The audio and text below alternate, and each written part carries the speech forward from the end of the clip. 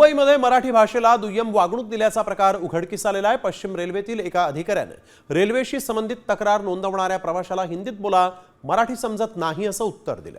असं उत्तर दिल्यामुळे मराठी प्रवाशांमध्ये संतापाचं वातावरण आहे। त्यामुळे संबंधित अधिकाऱ्यावर तातडीने कारवाई करा, अन्यथा आंदोलन करू असा इशारा महाराष्ट्र एकीकरण समितीने दिलेला आहे।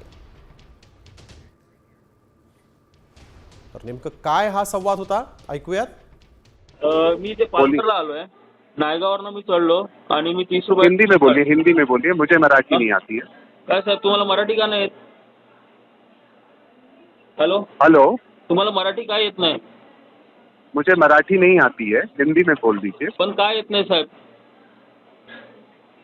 क्या बोल रहे हो? मॅडम साहेब, तुम्हाला मराठी येत का नाही? हॅलो, अरे मुझे मराठी नहीं आती है पार्टनर, तो मैं क्या करूं? तर आपण बघ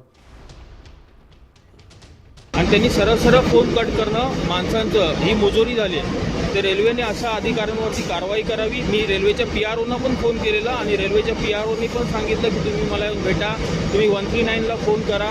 आणि ते सगळं हिंदीमध्ये, त्यांना पण मराठी येत नाही आहे। जे रेल्वेचे PRO जे आहेत त्यांना सुद्धा मराठी येत नाही आहे। आता isakal.com आहे देशातील नंबर 1 ची मराठी न्यूज वेबसाईट।